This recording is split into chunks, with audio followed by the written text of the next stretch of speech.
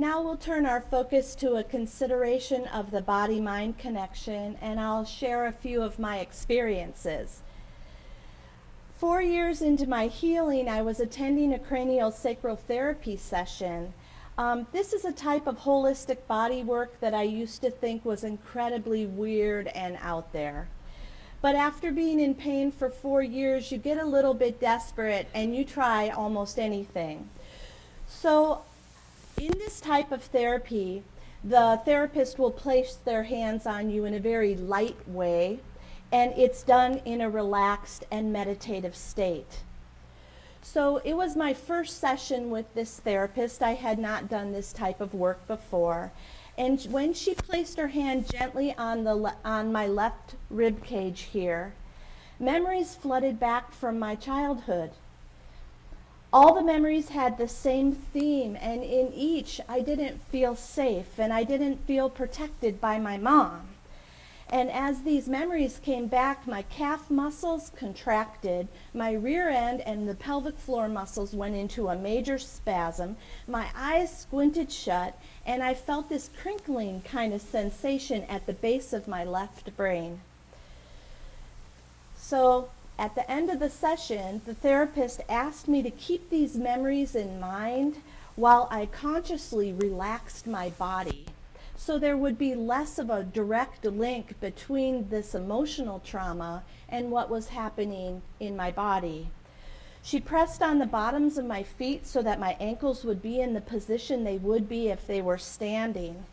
And when she was through, she said, you know, Mary Ruth, it's really interesting because some kids who don't feel safe actually walk on their toes. Well, that completely fit because I had walked on my toes throughout my whole life. I started walking at 18 months on my toes, and I think it took me so long because I had to figure out how to do it up there. So when I was a little kid, I had tight calves, stiff ankles, high arched feet for my whole life. And we went to see an orthopedic surgeon, and he was thinking about lengthening the tendons in the back of my ankles when I was about 5, and I'm so happy he didn't do that. But I attended physical therapy, I did soft tissue work and stretching for a lifetime, but this part of my body had little change. So that night after the session, I'm at home and my feet start moving, my ankles start moving opposite to the pattern of my lifetime. When I stood up, my another fight or flight. When I stood up, my lower leg would go forward, and my arches would lower, and my toes would move up and out. Now, it was really strange, but if I let it happen, it just happened. And I could stop it at any time. I was always in control.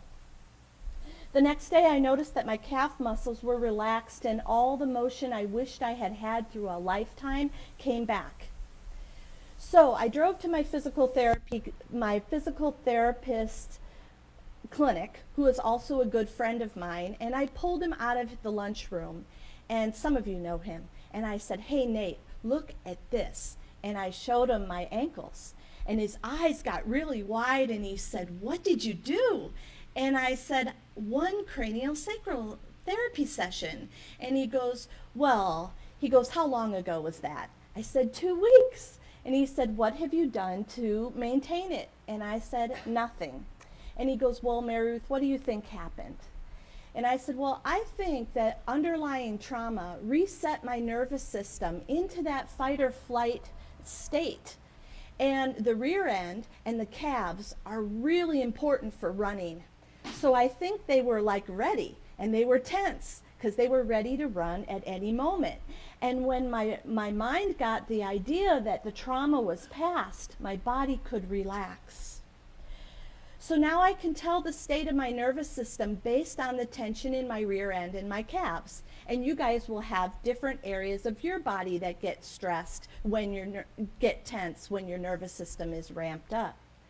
When I'm working with clients and I'm performing energy work, it's really weird because my feet and ankles will move on their own during the session, and after every session I have full motion.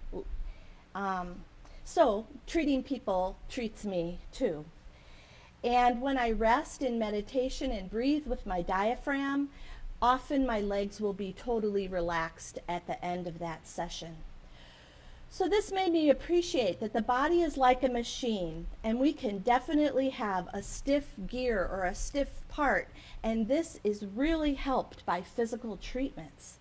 But this same body reflects the state of our nervous system, which can respond and react to our beliefs, our thoughts, and our emotions.